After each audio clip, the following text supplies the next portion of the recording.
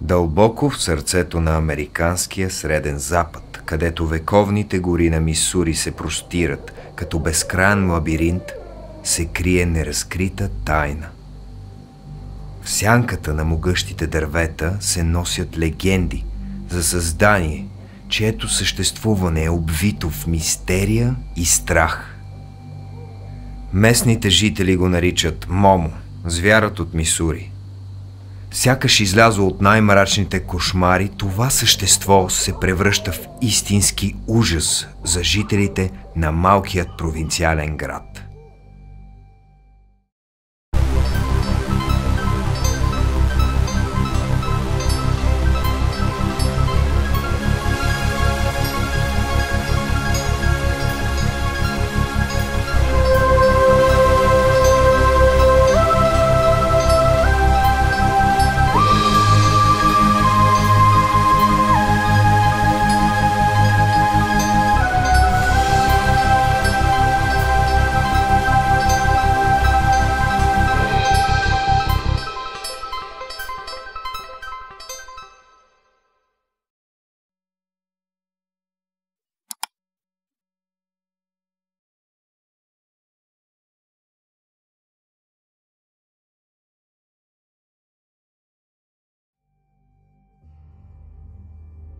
Представете си спокойствието на дивата природа. Слънчеви лъчи, пробиващи пътя си през клоните на дърветата, тихият шепот на вятъра в листата, мекото жужене на насекоми. Мир и спокойствие обгръщат всичко около вас. Невероятното усещане на това да бъдете на излет в гората или на риболов край реката. Стоите на брега, въдицата ви спокойно се поклаща. Чувствате се в пълна хармония с природата. Но дали наистина е така? Дали тишината, която ви обгръща, не крие нещо повече от просто безмълвие? Дали зад спокойната фасада на гората не се крият очи, които ви наблюдават? Внезапно тишината е прекъсната от странен шум. Обръщате глава, но там няма нищо. Сърцето ви започва да бие по-бързо. Вятърът за момент разклаща клоните на дърветата по-силно. Чувствате как по кожата ви преминават тръпки. Покрай вас пробягва сянка и се скрива в гъстата растителност. Дали си въобразявате, или наистина нещо ви наблюдава от тъмнината? С всяка изминала минута чувството на безпокойство нараства. Слънцето бавно залязва, а сенките се удължават, създавайки илюзията за движещи се фигури. Всички звуци около вас изглеждат по-силни, по-остри. Внезапно чувате скърцането на клони зад гърба си. Обръщате се рязко, но там отново няма нищо. Само тишината, която сега ви се струва гротескна, изпълнена с обещание за нещо зловещо, което предстои да ви се случи. Това усещане за древен страх, който се прокрадва в съзнанието ни, може би е дълбоко вкоренен в човешката ни природа. Може би то ни е помагало да останем живи, да оцелеем като вид и в тишината на нощта, когато сенките се удължават и всеки шум изглежда по-зловещ, започваме да разбираме защо този страх никога не е изчезвал напълно. Може би защото не всичко, което се крие в тъмнината, е плод на въображението ни. Понякога историите, които ни плашат край лагерният огън, имат корени в реалността. Казват, че е гигантско, космато създание със светещи очи. Някои твърдят, че е мечка. Много, много голяма мечка. Но според тези, които са се срещали с него, това е нещо далеч по-зловещо. Това е предполагаемо маймуноподобно същество, подобно на голямата стъпка, за което се твърди, че е било видяно от много хора в селските райони на Луизиана. Първата и най-драматична среща с чудовището се случила на 11 юли 1972 година. В покрайнините на Луизиана, в подножието на хълма Марзолф. Този тих следобед, изпълнен с детски смях, внезапно се превърнал в кошмар. 8-годишният Тери и неговият брат, 5-годишния Лайли, си играели в задния двор, когато писъците им пронизали тишината. Дорис, тяхната 15-годишна сестра, се втурнала към прозореца на къщата, за да види какво се случва отвън, и замръзнала от ужас. Там, в сянката на старите дъбове, стояло създание, което надминавало всяко въображение. Гигантска фигура, покрита с тъмна, сплъстена козина, се извисявала над тях. Главата му била огромна, като гигантска тиква, а очите му – две светещи кълба, които сякаш пронизвали мрака. Но най-ужасяващото било миризмата – гнила, задушаваща воня, която сякаш се впивала в костите. В своите лапи чудовището стискало безжизненото тяло на куче, а кръвта му се стичала по козината, оставайки червени петна след себе си. Ужасена от видяното, Дорис изтичала до телефона, за да се обади на родителите си. Когато се върнали на мястото, където стояло създанието, то вече не било там. Още през същият следобед, жена, която живеела на около 3 пресечки от семейство Харисън, госпожа Кларанс Ли, съобщила, че е чула животински звуци пред дома си. Скоро след това тя говорила с местния фермер, чието куче било изчезнало. Спомняйки си за разказа на децата от съседната къща, тя се запитала дали кучето не е станало жертва на чудовището, което са видели. Новината за видяното от децата се разпространила из Луизиана като горски пожар. В рамките на няколко дни местните медии започнали да разказват историята за чудовището от Мисури. Съвсем скоро Момо влезнал в новините на целият щат и извън него.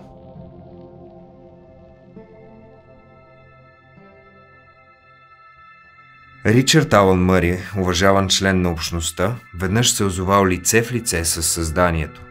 Шофирайки по тъмният път край Ваун Бранч, фаровете му се плъзнали по клоните на дърветата, разкривайки зловеща картина.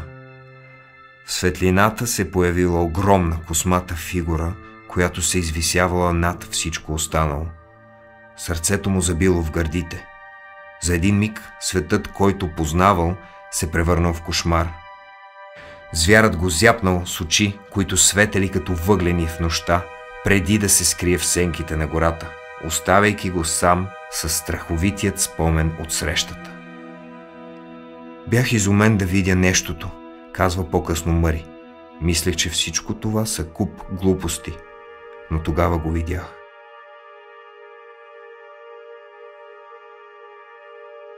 Други свидетели съобщават за подобни характеристики. Огромните размери на съществото, способността му да се движи бързо, въпреки обема си, и постоянно присъстващата неприятна миризма.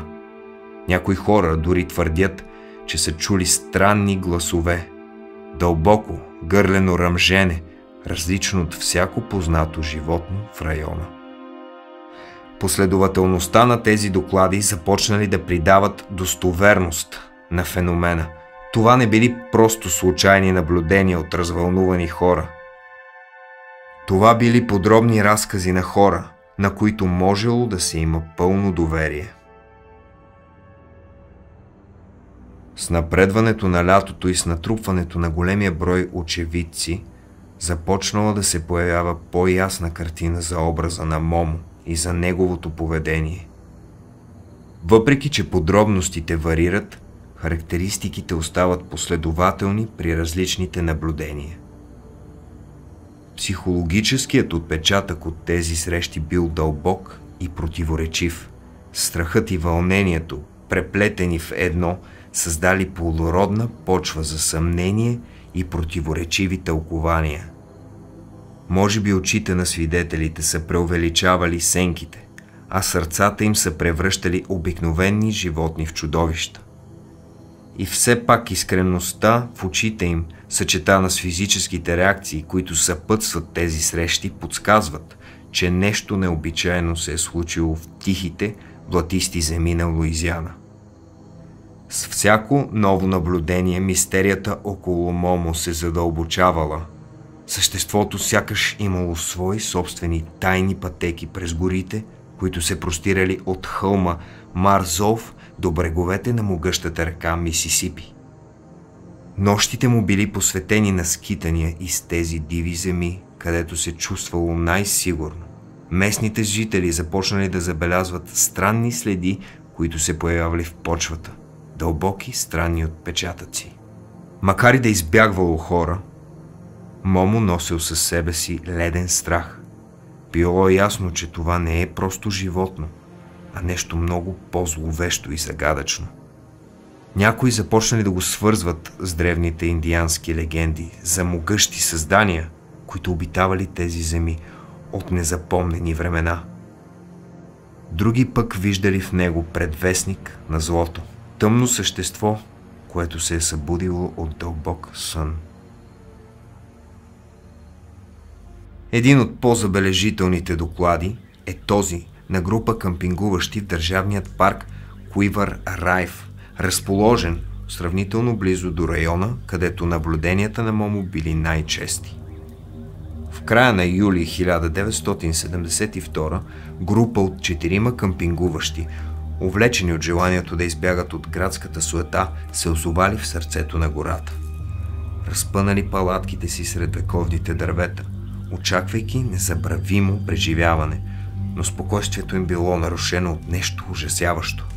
Около полунощ въздухът се изпълнил с отвратителна война, която сякаш се носила от друг свят. Миризмата била толкова интензивна, че предизвикала от тях чувство на паника и безпомощност. Усещането за присъствието на нещо зло било толкова силно, че 4 веднага се почувствали в голяма опасност. Когато накрая миризмата започнала да се разсейва, те се чувствали изцедени от сили и дълбоко разтревожени.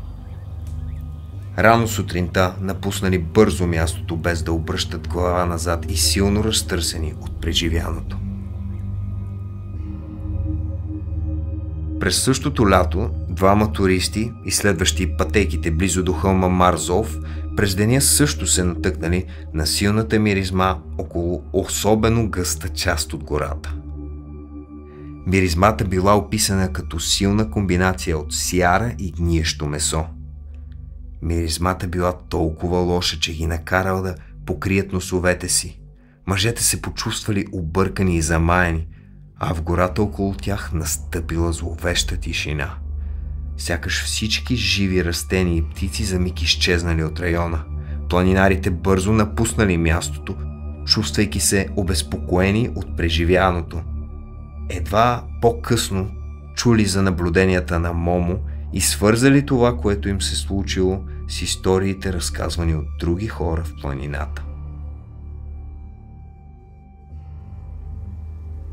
На 30 юни, месец преди наблюденията в задния двор на семейство Харисън в Луизиана, 2 млади рибари, Вон и Тим, решили да прекарат един слънчев следобед край тихите води на река Куивър. Седнали на стръмният бряг, те се наслаждавали на спокойствието на природата, но идилията им скоро била прекъсната. Докато хвърляли въдиците си, чули странен шум, като от нещо тежко, което се движи през водата. Погледнали в посоката на звука и видели нещо, което ги изпълнило с ужас. В далечината се издигала чудовищна фигура, покрита с гъста черна козина. Първоначално Вон помислил, че е някой скитник и казал на приятеля си: „Хей, Тим, виж това глупаво хипи, което гази през реката“. Но щом създанието се приближило, двамата разбрали, че това, което очите им виждат, е нещо съвсем различно. Тялото му било огромно, а главата подобна на тиква, без никакви черти. Козината висяла като завеса, скривайки лицето му. Вон и Тим останали парализирани от страх. Тим, по-бърз и по-гъвкав, бързо успял да избяга и да се скрие зад близкият хълм. Вон обаче останал на пътя на съществото. Той виждал как то се приближава с бавни, уверени стъпки. Сърцето на младият мъж биело лудо, а краката му отказвали да го послушат. В последният момент събрал сили и се втурнал в бяг. Мъжете намерили служителите на реда и се върнали заедно с тях на мястото на наблюдението. Всичко, което открили, били пресни отпечатъци с 3 пръста на мястото, където съществото излязло от водата. Бяха големи отпечатъци, но не можех да кажа какво ги е причинило, каза той. Търсихме косми, но не намерихме нищо, освен следи. Вон и Тим изглеждали искрено оплашени. Според служителите в парка това не е бил първият изолиран случай на хора, станали свидетели на подобно животно. В парка има множество подобни доклади, на които в началото не се обръщало особено внимание. Срещите с създанието продължили през следващите дни, което на 19 юли довело до организиране на лов на чудовище. Отрядът включвал бащата на децата, станали свидетели на звяра в задният си двор, Едгар Харис, и държавният служител по опазване на природата Гъс Артус. Те претърсили целият хълм Марзолф и околностите, но не намерили нищо. На 20 юли още доброволци се присъединили към издирването и отново претърсили района зад къщата на семейство Харисън и целият Марзолф Хил. Били намерени оттъпкани храсти, следи от копаене, големи следи с дължина над 25 см, както и отпечатъци от ръце, притиснати в сухата, твърда почва, за което следователите били убедени, че ще е необходим огромен натиск. Те също успели да подушат звяра, вярвайки, че е близо, но така и не го видели. Към този момент националната публичност на случая превърнала Луизиана в зона с голям интерес. Хората идвали с колите си от околните щати, надявайки се да видят създанието. Едгар Харисън бил обсебен от задачата да намери решение на мистерията на чудовището, а семейството му отказало да се прибере обратно в къщата. И така домът им се превърнал в пост за ловене на Момо. В компанията на приятели и следователи Едгар Харисън лагерувал в подножието на Марзолф Хил в продължение на 21 поредни нощи.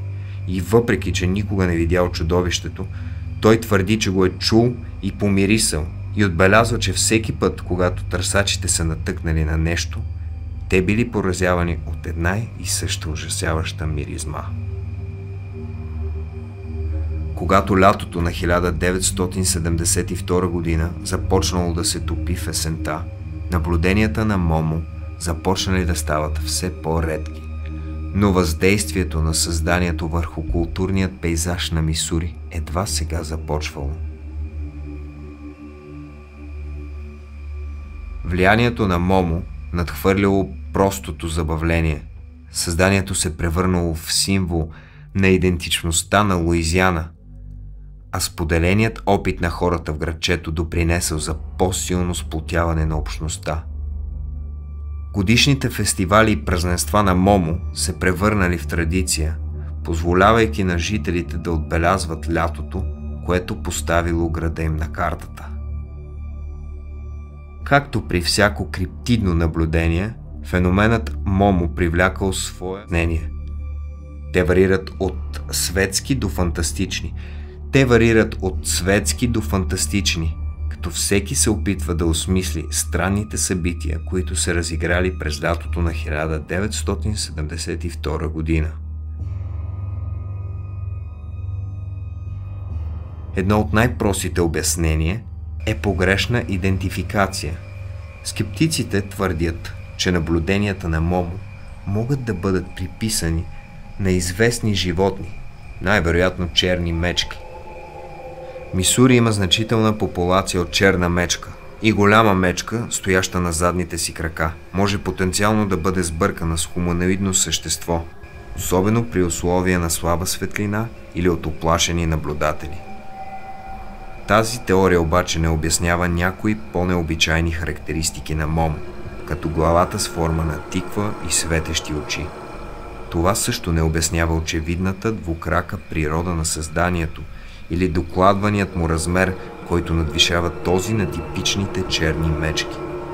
Друга популярна теория е, че Момо е сложна измама. Някои предполагат, че шегаджии, вдъхновени от историята за голямата стъпка, може да са облекли костюми, за да плашат местните жители и туристи. Въпреки че това би могло да обясни някои наблюдения, то се бори да обясни големия брой и последователността на докладите, както и достоверността на много свидетели. Предложени са и по-екзотични теории. Някои криптозоолози спекулират, че Момо може да е оцеляла популация от гигантопитек, изчезнал род човекоподобни маймуни, живял в Азия допреди 100 000 години. Въпреки че е интригуваща, на тази теория липсват солидни доказателства и не успява да обясни как такова същество е могло да остане незабелязано за толкова дълъг период от време. Други предполагат извънземен или междуизмерен произход на създанието. Тези теории, макар и популярни сред някои НЛО ентусиасти, обикновено се отхвърлят от по-масовите изследователи поради силно спекулативният им характер.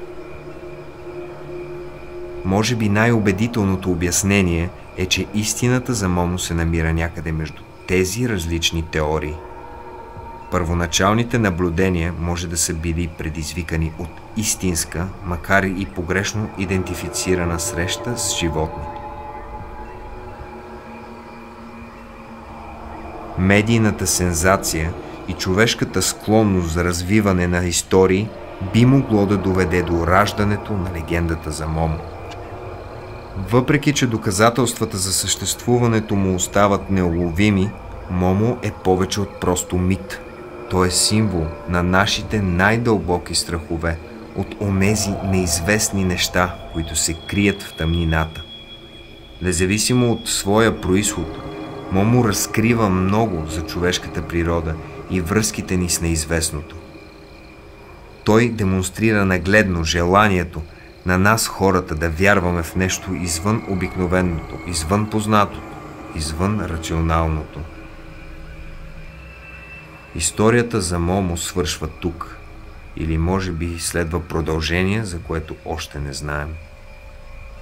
Никой не може със сигурност да предположи какво би могло да се крие в най-отдалечените кътчета на гората.